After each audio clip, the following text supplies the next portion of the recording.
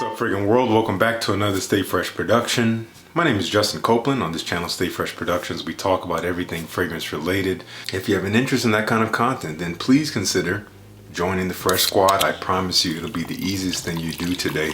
All you gotta do is click that subscribe button, and that will instantly increase, enhance, improve, evolve, and elevate your freshness. Your freshness is you bringing your best self into every situation, treating others with respect, kindness, and understanding, carrying yourself with elegance and class. And we use fragrance as at least a starting place for that. You'll feel it, others will smell it. Today we're doing a video I've wanted to do for a long time. We have a lot to get through, so I'm not gonna waste much time here. We're talking about masterpieces, timeless masterpieces if you want to be more specific. In regards to fragrances, I've selected 20 here.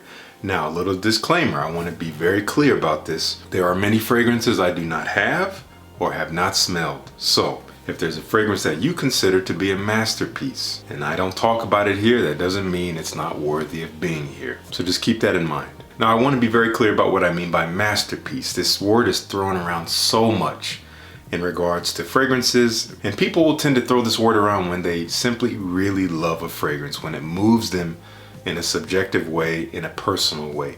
But we got to be real and say that that doesn't necessarily make a fragrance a masterpiece all by itself. I believe that the term masterpiece applies to fragrances in a somewhat objective way, and I'm using these parameters. Number one, a fragrance masterpiece is essentially unique. There was really nothing quite like this fragrance before it came along, and either a lot of fragrances have been inspired by it, or nothing else still smells like it. So it kind of wins both ways with that. It's also not necessarily based on popularity, more specifically sales. A lot of these fragrances I'll be talking about are good sellers. They're definitely popular in the fragrance community, but I would not call them the most popular in the fragrance industry. We're talking about the general public. So sales is not everything here. Also, it doesn't really smell particularly bound to its era. This is the aspect of it being timeless. It smells like it could have come out at any time. It almost carries characteristics of both modernity and antiquity. It smells like the past, present, and future. That's kind of esoteric, but you get what I mean. Now, with that out of the way, there's a few fragrances that I don't have in this list that I did want to just mention, just to get them out of the way. Fragrances like JPG Le Male, a total hallmark, a masterpiece. I don't care for it all that much, but I can't deny that it did change the game. Nothing smelled quite like it before it came out. Baccarat Rouge 540 from Maison Francis Kurkdjian. Nothing quite like that fragrance. That is a phenomenon of a fragrance, and it inspired so much that's come after it. A fragrance that is not often considered a masterpiece, but I do believe it is Kilian's Straight to Heaven. There is nothing that quite smells like that fragrance, either before it came out or now. That's on my wish list. I want to grab that. I've been wanting that fragrance for years. I do believe that that is a masterpiece. Very unique composition, very interesting array of notes that come together in a way that makes it smell like nothing else, and smells great. Also, L'Eau Issey from Issey Miyake. That actually came before Acqua, which we will kind of discuss on this list. So that's kind of a predecessor to that in terms of this citrus aromatic scent during the 1990s that really kind of sparked this era of being clean and fresh and ozonic in fragrances. Also, can't forget about Joop Homme 1989. Absolutely sweet bomb for men that came out that was not really a thing quite like that before it came out. So we have to mention it. Again, it's kind of objective. Now, with that out of the way, I'm going to dive into 20 fragrances here. No particular order here as well. We're just going to try to zoom right through them. If you see your favorite fragrance in here, go ahead and leave a comment down below. Let's talk about it, but let's dive right into it. Okay, here up first, we got to talk about Tom Ford Black Orchid. Nothing like this fragrance before it came out. I do believe this is one of the first fragrances that was ever released from the brand Tom Ford, and what a way to break into the market. Nothing smells like this kind of creamy, sweet, earthy, floral bomb with a little bit of a funk, an edgy funk to it that is so special. And again, nothing smells quite like it. It's inspired a lot since it came out. So that is Tom Ford Black Orchid. Now this particular fragrance that's next is a fragrance that actually at one point in time I hated, and I actually felt the same way about Black Orchid and a few others coming up on this list. But Terre de Hermes, trendsetter, nothing smelled like this. It is very earthy and woody, almost leaning dirty from that vetiver, very spicy. You got citrus, but it all comes together in this very smooth and refined way that is so elegant, so masculine to many people, and I think it is a stunning masterpiece that could have come out at any time. That is Terre de Hermes from Hermes. Let's go ahead and get it out of the way. This actually might have a little bit of controversy, but the facts are the facts. Creed Aventus is a masterpiece. Nothing smelled quite like this before it came out, and we don't even have to talk about how much it influenced since its release. It influenced everything. Clones on top of clones. Inside of clones, wrapped around clones, under clones, over clones. Clones galore with Aventus. Taking a somewhat older style of perfumery, the Chypre, using oak moss and woods and citruses and things like that, and modernizing it with fruits like pineapple and blackcurrant and apple, some florals to soften it up a bit. It's not what it used to be, that goes without saying, but the DNA itself is undeniably a timeless masterpiece. And I actually want to introduce you to a new clone that I just came across. And this is coming from a brand called Nino Amadeo. This was actually sent to me by MaxAroma. They wanted me to check out this brand. This is called Catch Me If You Can. Definitely inspired by Aventus. At first I was a little disappointed when I smelled it because I went into it totally blind. As soon as I put my nose on it, it was clear right away.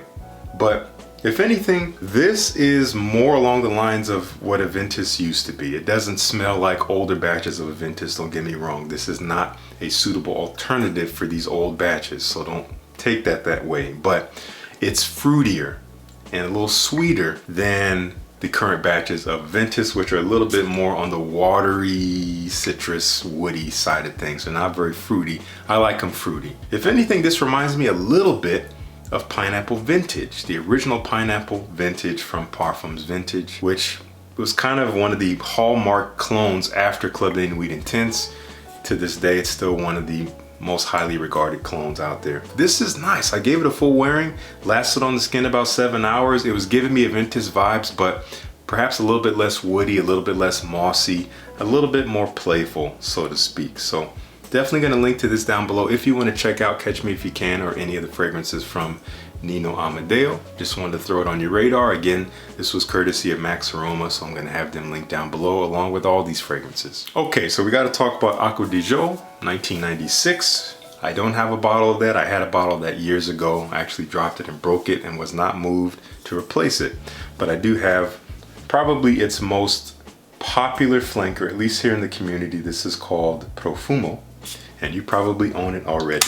And I do have to say, I don't care for it that much, but I'm gonna call this a masterpiece because it is the original, which we have to call a masterpiece just based on what it inspired after it came out, based on nothing smelling quite like it when it came out. It kind of changed directions of male perfumery in the designer market a bit during that era.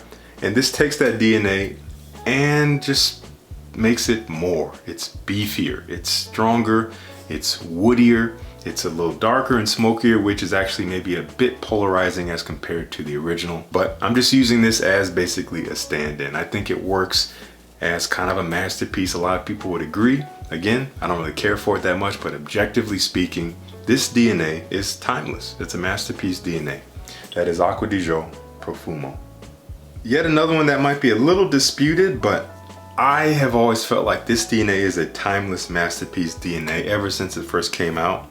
Nothing smelled quite like it. Nothing has smelled quite like it since. And I don't have the original. I used to have it years ago, but not anymore. But I have the Eau de Parfum version of Dolce & Gabbana, the one. This is a masterpiece DNA. You know, in the realm where men's designer fragrances were really starting to lean sweet, I think 1 Million came out, maybe like 2008 or something like that. And that was a sweet explosion, and then we had sweetness galore. And this stayed in that realm of sweet, but not quite that sweet. There's a refinement to this fragrance DNA, that tobacco, that ginger, that grapefruit. It's warm and ambery, but it's not overly sweet and bubblegummy and playful and candy-like, and it doesn't smell like it's trying too hard. There is a handsome nature to this fragrance. It's also quite sexy, and again, nothing has smelled quite like this. Good stuff here. Can't deny it. Dolce & Gabbana, the one eau de parfum. Okay, I'm actually going to do these next two fragrances right next to each other because they came out the same year. The year was 2007, and Tom Ford released his private blend collection, and the fragrances that came out that similar year are still some of the most highly lauded fragrances ever introduced into the market, bar none. Now there's many I don't have. The two that I do have, I'm talking about Tuscan leather and oud wood. Nothing smelled quite like these fragrances prior to their release, and many things have smelled like them since, especially Tuscan leather. This really changed the game in terms of the use of leather in a high dose in a fragrance. Very brash, unapologetic, but using sweetness to add a little bit of contrast. And oud wood, definitely westernized oud, definitely oud that is great for the lay person, more on the medicinal side of things, but has this kind of sweet vanilla warmth to it. It's a little spicy.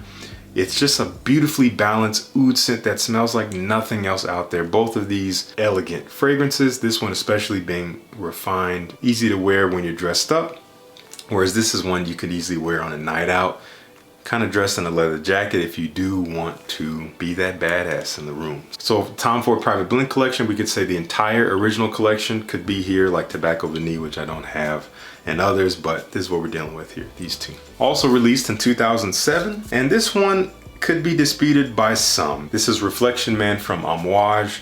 A lot of people say this smells reminiscent to Le Male from Jean Paul Gaultier, which I mentioned earlier. I used to feel the same way until I really started to wear this fragrance more and realized, you know what, no, this is doing something different. This is a fragrance that is making white florals highly accessible to men who may not have been exposed to white florals in perfumery because they're not throwing them in men's fragrances in high dosages much more before this.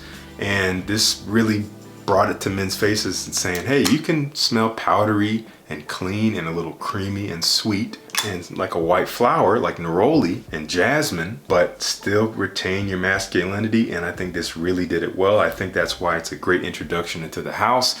It's a lot of people's favorite from the house. It kind of doesn't smell like anything else that has come out from Amouage, and that also kind of makes it stand out, but I think it has to be here. I do think this is a timeless masterpiece. Amouage Reflection Man, definitely one of my favorites from the house. Now this is definitely a scent, if you're asking me, that does not smell quite like the era it came out. It is reminiscent to what was coming out, but there's something that was so modern about it that still makes it smell modern today. And this is from 1966 Dior Eau Sauvage, the original eau de toilette, which inspired the Parfum and all these flankers, which also smell wonderful.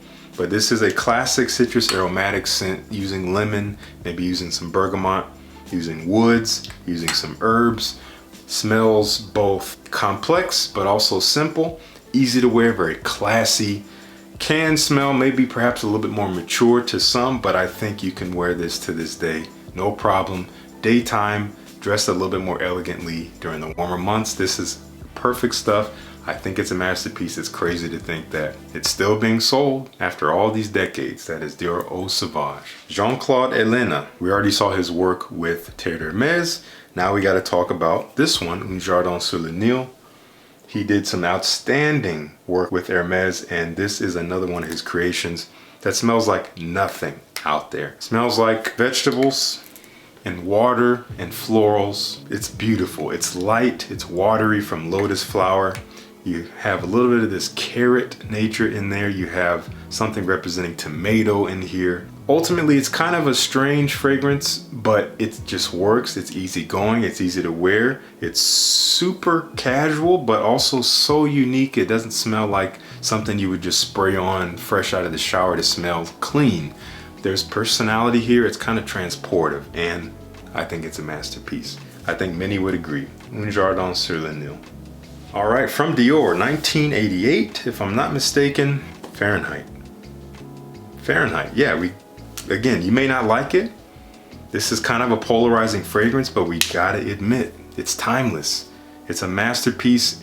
It is iconic. It is so unique. It goes without saying. Imagine this somewhat fresh, ozonic smelling. So there's like this kind of clean, almost like clean sky feeling to the scent from violet leaf with some leather that's a little bit on the dark side, but not really. That still retains a freshness. I imagine that the earlier renditions were even darker and stronger than this. A little bit of sweetness in here as well. Some people say it comes together to smell like gasoline. I've never quite got that vibe, but it is definitely unusual, but still ironically functions well as a signature scent, something you could wear anywhere and everywhere. Dior Fahrenheit, timeless masterpiece. This fragrance came out prior to another fragrance that smells very similar to it, and I think people say have the same perfumer. That fragrance I'm talking about is Cool Water from Davidoff, which I think came out in 1988. This came out a few years earlier in 85, allegedly, and this is called Creed Green Irish Tweed. And again, does not smell like it came out in the 1980s, even though it smells like Cool Water, but a more refined, more natural version, more woody, more grassy than it smelling like cool, fresh water. Stunning fragrance, many people's favorite from the house. Very elegant, very refined. Again, could have come out in the past 10 years from Creed. It smells that modern. That is Green Irish Tweed. No need to say more. Now, if we want to talk about a game changer, we have to include Dior Homme in the conversation. Originally came out 2005, was reformulated in 2011. They've kind of tried to do away with it since then, but you can still kind of find it out there. This redefined what a masculine targeted fragrance can be in the designer market. Dior lost their damn mind when they released this, but it obviously paid off. Unfortunately, not enough to keep it around, I guess, but if you ask around the fragrance community, most people are going to say this is an iconic masterpiece. Waxy, powdery iris with fresh aromatic lavender that combines with this slightly dark leather, but not overly brash, with cacao, bringing this chocolatey nuance. Kind of smells like a makeup bag in a way, as people say, but with this sweet leathery allure to it that is unlike anything else that has come out before it. Iris at the centerpiece of a men's fragrance in the designer realm was not happening before Dior Homme, and a lot has come out since that takes inspiration. Undeniable. Okay, so this fragrance is technically not the first in its line. We're talking about the Gucci Guilty line. Gucci Guilty Pour Homme, the original, is not a masterpiece fragrance if you're asking me. It was coming out during a time where a certain trend was really hot, that is these sweet, clubby fragrances, and it definitely rode that train for a minute until we got new creative direction from Alessandro Michele, and we came with Gucci Guilty Absolute Pour Homme, which to many people might pay respect to older fragrances from like the 1970s and 80s for men that were very much on the animalic side of things. But this takes it to the next level with animalic leather as well. It's dry, it is kind of medicinal. There's virtually no sweetness in here, and it is not necessarily an appealing fragrance, but when worn correctly, when worn in a refined and elegant manner, this stuff is magic. This stuff is authoritative. I do believe that this is a masterpiece that has been discontinued because it didn't sell well. But again, we're not worried about sales. We're worried about scent profile. We're worried about impact. And this also inspired Kilian to get Alberto Marias, who created this fragrance, to make a fragrance for them under a different name called Dark Lord that smells basically the same. So it did have quite a bit of impact. This is a statement maker. I think this is going to stand the test of time as long as you can have it. Again, you may not be able to keep buying it, but if you can find it, get it. That is Gucci Guilty Pour Homme Absolute. From Nichane, kind of in the same realm as something like Straight to Heaven, maybe a little bit disputable because it is not anywhere near as popular as a lot of other fragrances on this list, but I do believe it carries an immense uniqueness that is undeniable. And we're talking about Fan Your Flames. Nothing smells like Fan Your Flames. This is a stunning tobacco fragrance, but more than just that, it is a mix of notes similar to Straight to Heaven that you would not think go together, but they just go together. They're really well composed. I think by Jorge Lee's the one who did this. Things like coconut and rum, so those two go together. You got this kind of slightly creamy tropical booziness, but mixed with tobacco and cedar wood, so this dry, earthy kind of smokiness in there, with oak moss making it mossy, some tonka bean bringing more of a sweetness in here. Stunning concoction. All the elements just work so well together, they complement each other. Fan Your Flames, I think, is a hallmark from the house and in the industry in general. Fantastic scent if you're looking for something different. Yet another from Jean-Claude Elena from, I think, 1998.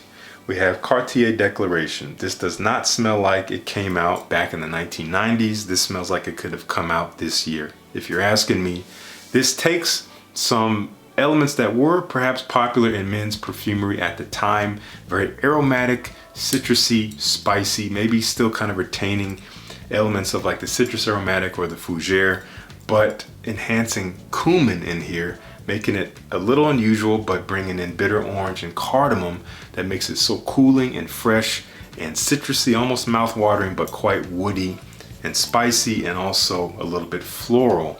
There's something so special about Déclaration to this day. Many people's signature scent. Timeless. Timeless stuff if you're asking me. There's a reason why it spawned so many flankers, because people were digging this stuff, and there's a reason why you can still get it. Cartier Déclaration, masterpiece if you're asking me. So we have another one here that, again, some people might not consider masterpiece because it's not quite as popular. It's fairly new, but if you smell this fragrance, you know nothing smells like this. Nothing does what this does in the same way. This is Ganymede from Marc-Antoine Barrois. This was created by Quentin Biche, and this makes violet leaf very metallic and almost minerally. It's supposed to represent Ganymede, the moon, that is Jupiter's largest moon and the largest moon in our solar system. This kind of cold, fresh, rocky, mineral, metallic fragrance with a little bit of suede in here, a little bit of an immortelle vibe, which brings this kind of unusual culinary feeling to the fragrance, almost like curry in a way, which might sound weird, but it's very subtle and it's very complimentary. But to me, this smells like the inside of a brand new luxury car, the leather interior. It's so elegant and so luxurious, but also so wearable and accessible. It is a perfect blend of something unique, but kind of familiar, and again, very easy to wear. Ganymede, stunning fragrance, and again, masterpiece if you're asking me, nothing like it. Now, I've been saying this for a while and I still stick behind it. This is one of the most unique designer DNAs that we've seen for men from Guerlain, L'Homme Ideal. Thierry Wasser did fantastic work creating this DNA. Nothing smells quite like this DNA outside of itself. There's many in this collection now. They all smell reminiscent of the original L'Homme Ideal Eau de Toilette. Sweet, yes, which was kind of a trend at the time. I think 2014 this came out, but creamy bitter almond with tonka bean, bringing this almost cherry vibe, some woods and some leather, and ultimately smells very handsome, but also kind of romantic. This is a fragrance that's easy to get close to. It's kind of a cozy scent if you're asking me, but still has a little bit of this handsome kind of elegance to it, especially the flankers. But stunning fragrance, nothing quite like it. L'Homme Ideal from Guerlain. If I'm not mistaken, this one came out maybe 2004 or something like that, which is kind of hard to believe because it is utterly timeless. You would think this came out this year or in the past few years. From L'Artisan Parfumeur, perfumed by Bertrand Duchefort, we have Timbuktu. Nothing smells like this vetiver, incense, mango, kind of a green mango, so it's not really all that sweet. It's woody, it's kind of wispy in a way. There's a spiciness to it. There's almost a balsamic nature. I think there might be a little bit of myrrh in here as well. Maybe some papyrus or something like that. Almost smells like you're nearby to some kind of village where you can smell the wood and maybe smell parchment and incense and things like that, and fruits that are not quite ready to eat. It's a little different. You got to try it before you buy it, I think, but Timbuktu, stunning masterpiece. Nothing like it. Will smell modern for decades. And the last one here, again, no particular order, coming from the house of Roja Parfums, Midsummer Dream. Nothing is like Midsummer Dream here. This is such an interesting take on a chypre, making it softer and rounder and more floral. You have rose at the heart of this, but you also have some elemi resin, which is quite prominent, bringing this slightly fresh balsamic feeling to the scent. It's ultimately a little bit sweet, woody and mossy, floral, a little bit resinous, but in a light way, a little powdery perhaps. Just elegance in a bottle. So refined, something to wear when you want to smell beautiful and smell pleasant to those around you. You don't hear a ton of talk about this one in comparison to some of the others in the house, but I think it's stunning. I do think it's a masterpiece because it is unique. Nothing smells like this. So that is going to do it for me. That was a lot of fragrances. I hope you enjoyed this list of 20 fragrances that I consider to be masterpieces. Let me know what you think of this idea of these parameters of defining a masterpiece fragrance. Of course, let me know what I missed. I know I missed too many to count, so I want to know down in the comments what one fragrance, top fragrance, you consider to be a timeless masterpiece in regards to the criteria that we outlined at the beginning.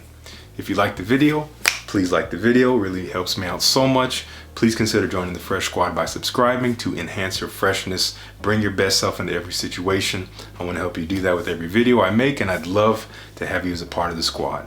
Thank you so much for tuning in. Peace. I'll see you in the next one.